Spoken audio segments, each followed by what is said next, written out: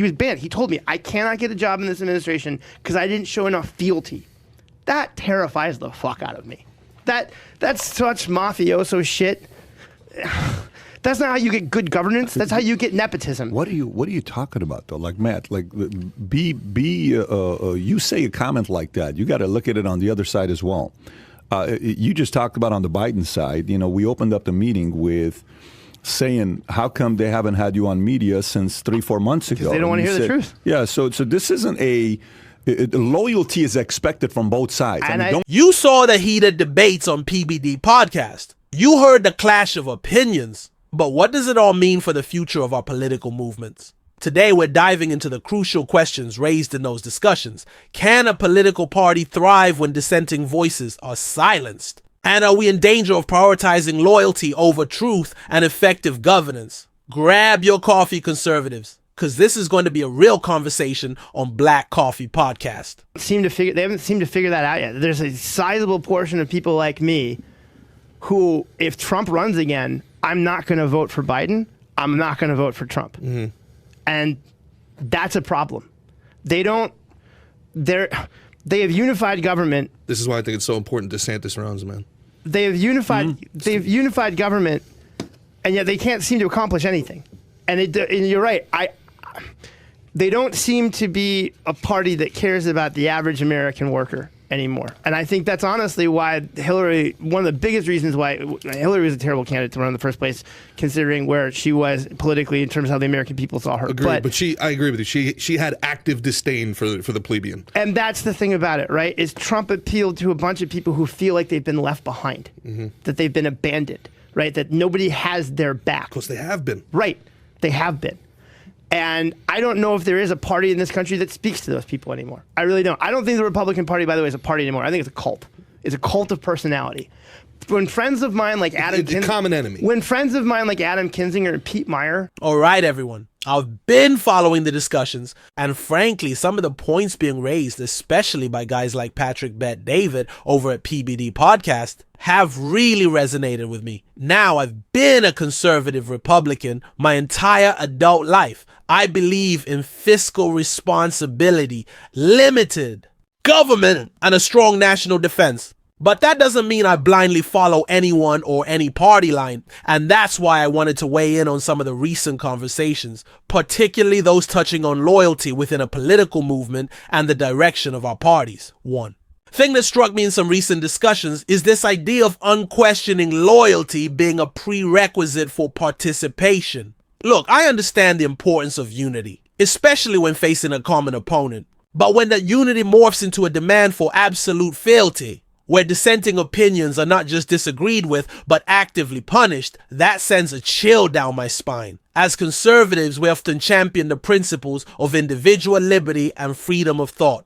How can we reconcile that with a system where someone is seemingly blacklisted for not showing enough fealty, as one person put it, to a particular leader? That sounds more like the playbook of authoritarian regimes than a healthy, vibrant political movement. We should be encouraging robust debate and the clash of ideas, not stifling them through fear of retribution. Good governance comes from diverse perspectives and well-considered arguments, not from a chorus of unwavering yes men. And let's be honest, this isn't just about one side. While the source material does highlight concerns about loyalty within, don't have a home, right? When they're being when they're being actively primaried, like Adam's a great guy. He's a true American. He's a patriot. He gives a shit about this country, right? Pete Meyer has been a friend of mine for 15 years, right? Pete gives a damn about this country to the point that he got on a plane and flew to Afghanistan in the middle of the evacuation trying to help out just because he thought as a vet and a member of Congress, he might be able to get people through the gate faster. Like, he took a lot of shit for that, by the way, for what he did, because people called it a political stunt. He was just going over there trying to help out. Like, he's a guy who gives it. These are all people who are being actively targeted because they didn't bend the knee to the dictator. And that's what frightens me about Trump. This idea that if you are, I'll give you my favorite example. One of my business partners is a dyed-in-the-wool Republican. During the 2016 election, he entered the election by bundling cash for Jeb Bush. When Jeb Bush dropped out, he wrote one paper, a national security policy position paper for Lindsey Graham, Because he wrote a position for Graham in the primary, the Trump world deemed him not politically allegiant enough to ever serve in the Trump White House. He was banned. He told me, I cannot get a job in this administration because I didn't show enough fealty. That terrifies the fuck out of me. That's such mafioso shit. That's not how you get good governance. That's how you get nepotism. What are you talking about though? Like, Matt, like you say a comment like that, you got to look at it on the other side as well.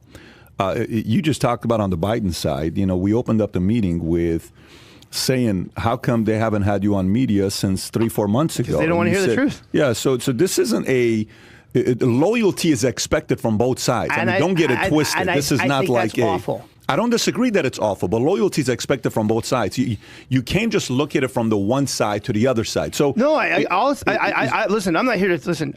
I'm just bringing up. I bring up Trump because I personally hate the guy. Okay, and I think he is honestly the biggest threat to this country's long-term survivability. The Republican sphere, the broader point about the dangers of ideological echo chambers is crucial for all of us to consider. When we only listen to voices that confirm our existing beliefs, we become intellectually stagnant and less capable of understanding different viewpoints or finding common ground. Now, there's been a lot of talk about the Republican Party being a cult. I vehemently disagree with that blanket statement. Are there passionate supporters of certain figures? Absolutely. Is there sometimes an unhealthy level of defensiveness? Perhaps. But to paint the entire party, millions of Americans with diverse backgrounds and beliefs, as a cult is not only inaccurate but also deeply dismissive. However, we do need to be vigilant against any tendencies towards ideological rigidity. Conservatism at its core is about principles that have stood the test of time. It's not about blindly following a single individual, no matter how charismatic or effective they might be. Our allegiance should be to those enduring principles, not to the cult of personality. We should be asking tough questions, holding our leaders accountable, and always prioritizing what we believe is best for the country. But that man is... No, I'm not a Trump fan. I'll put it in 2017. I'll show you the notes. You can take a look at... What does that say? What date is on that? January 1817. January 18, 2017. These are notes that I wrote 2 days before he took office. It's entitled How They Take Over, or If I Were Putin, Here's How I'd Take Over. The guy is a Russian asset. And I know you don't want to hear this, but I'm telling you this is someone who used to... No, gosh, I worked... The Steele dossier? It's not the Steele... Listen, it's his behavior. Why is it that he meets with Putin one-on-one without translators in the room and we never get a transcript from it? Why? Because he's checking in with his fucking handler, all right? I used to do this for a living. You don't think I can look and see? You don't think I can look across the table and see somebody that I would have recruited? He's a fucking... You lost me there, bro. You lost me there. Hold on. Explain why. Yeah. Explain why. All right, so the Russian playbook is all about what's called disinformation. Compromise. Sure. Compromising I had information. Jack Barsky on 2 weeks ago. He's a former KGB. I'm fully aware of what you're talking about. So look at how Trump then engaged with the American people. Anytime he was criticized, it's fake news.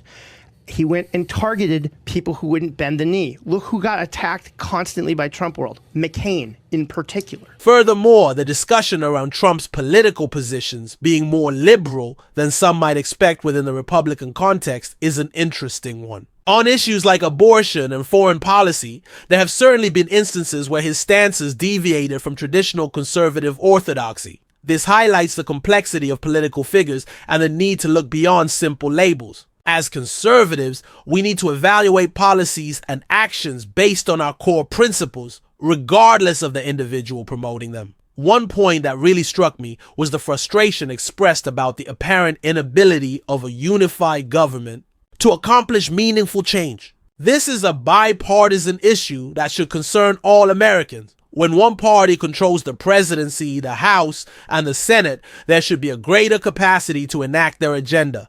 The fact that this isn't always the case suggests deeper systemic issues at play, perhaps a lack of clear vision, internal divisions, or an inability to effectively communicate and build consensus. Because he was the only member of the party with enough clout that might be able to push back on his cult of personality. So what do? They try to go after his legacy. They try to go after and get compromising information to him. Why is it that Lindsey Graham flips like this? Lindsey flips like this because Lindsey is gayer than the day is long, and he's afraid that if that comes out in South Carolina, he doesn't get reelected. That's why he suddenly goes from being John McCain's best friend. I remembered them when they were. I used to hang out with these people. I saw them.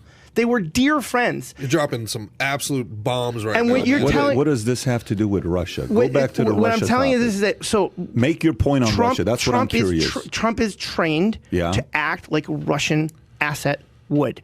He's trained to take over power in the way a Russian asset, if they were in place, would. Look at what he's gotten us to do. In 4 years, we all now yell at each other. We don't trust anything. That was Obama's second term that started. But we really don't trust it now. He poured jet fuel onto it. Why? If you're an American president, is your job to unite and lead this country and make it better? Finally, let's touch on this idea of uniting the country versus making it better.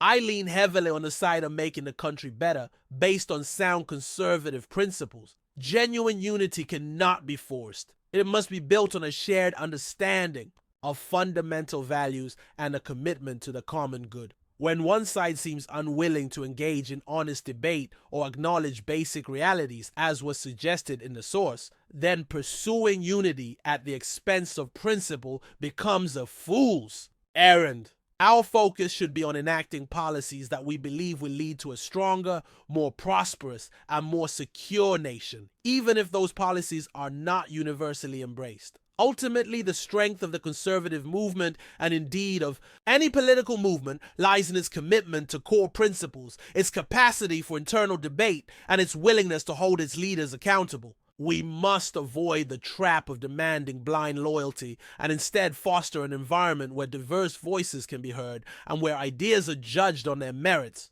Guys like Patrick Bet David, who facilitate these tough conversations, play a vital role in this process. We need more of that, not less. That's my take on things for today. I'd love to hear your thoughts in the comments below.